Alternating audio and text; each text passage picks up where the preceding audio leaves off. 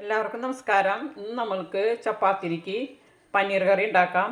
അപ്പോൾ അതിന് വേണ്ടിയിട്ട് മൂന്നേ ഇൻഗ്രീഡിയൻസ് കൊണ്ടാണ് പനീർ കറി ഉണ്ടാക്കുന്നത്. അതിനാദ്യം ഒരു കുടം വെളുത്തുള്ളി ചെറുതാക്കി അരിഞ്ഞത് ഇട്ട് കൊടുക്കാം.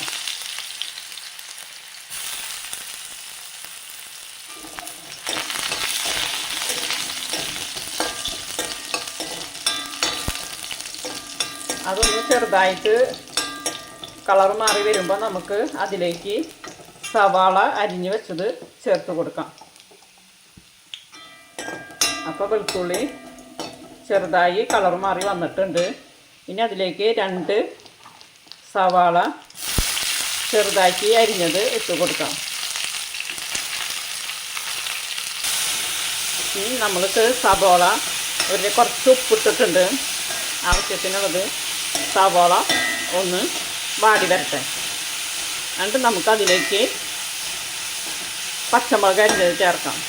നമ്മളതിലേക്ക് കറിവേപ്പിലയും പിന്നെ കാന്താരി മുളകാണ് കുറച്ച് അരിഞ്ഞ് ഇട്ടിട്ടുണ്ട്. ആവശ്യത്തിന് ഉപ്പ് ചേർത്തിട്ടുണ്ട്. അപ്പോൾ ഇതൊന്ന് വാടി വരുമ്പോൾ നമുക്ക് അതിലേക്ക് ആവശ്യമുള്ള പൊടികൾ ചേർത്ത് കൊടുക്കാം. അപ്പോൾ നമുക്കൊരു നുള്ളു മഞ്ഞൾപ്പൊടിയും പിന്നെ കുറച്ച് മുളകും പൊടിയാണ് ചേർത്ത് കൊടുക്കേണ്ടത്.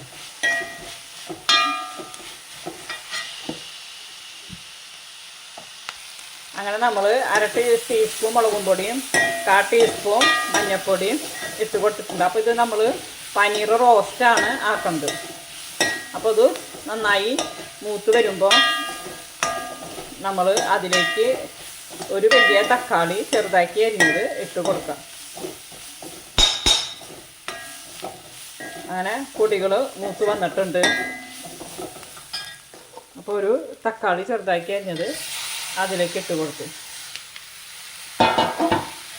നല്ലോണം മിക്സ് ചെയ്യാം. തക്കാളി ഒന്ന് വെന്ത് ഉടഞ്ഞ് വരുന്നത് വരെ നമ്മളത് ഇളക്കി കൊടുക്കാം. പെട്ടെന്ന് ഉണ്ടാക്കാൻ ചപ്പാത്തിക്ക് നല്ല ടേസ്റ്റുള്ള കറിയാണ്. പിന്നെ നല്ലോണം പനീർ എന്ന് പറഞ്ഞാൽ നല്ലോണം പ്രോട്ടീൻ ഉള്ളതാണല്ലോ. ഇനി നമുക്കതിലേക്ക് ഒരു 1/2 ടീസ്പൂൺ ടൊമാറ്റോ സോസ് ഒഴിച്ച് കൊടുത്തു.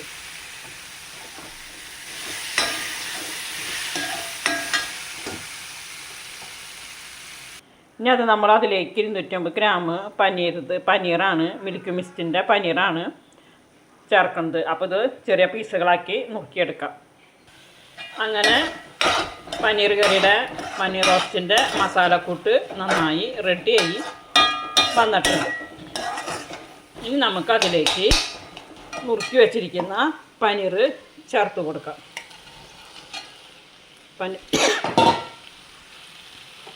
പനീർ ചേർത്ത് കൊടുത്തു.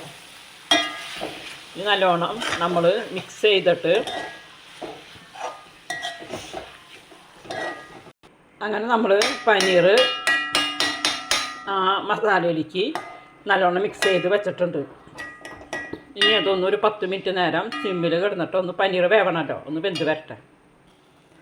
അങ്ങനെ നമ്മുടെ പനീർ റോസ്റ്റ് റെഡിയായി. ചപ്പാത്തിയുടെ കൂടി അപ്പത്തിൻ്റെ കൂടിയോ ചോറിൻ്റെ കൂടിയോ ഒക്കെ കഴിക്കാൻ നല്ലതാണ്. അപ്പോൾ നല്ല ടേസ്റ്റാണ്. ഇതേപോലെ ഒന്ന് ചെയ്ത് നോക്കൂ.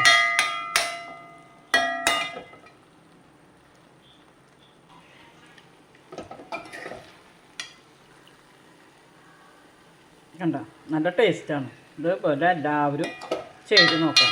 എളുപ്പത്തിൽ ഉണ്ടാക്കാം. 3 ഇൻഗ്രീഡിയൻസ് കൊണ്ടാണ് ഇതിപ്പോൾ ഉണ്ടാക്കിയിട്ടുള്ളത്. ഈ വീഡിയോ ഇഷ്ടപ്പെട്ടാൽ ലൈക്ക് ചെയ്യണേ, ഷെയർ ചെയ്യണേ, സബ്സ്ക്രൈബ്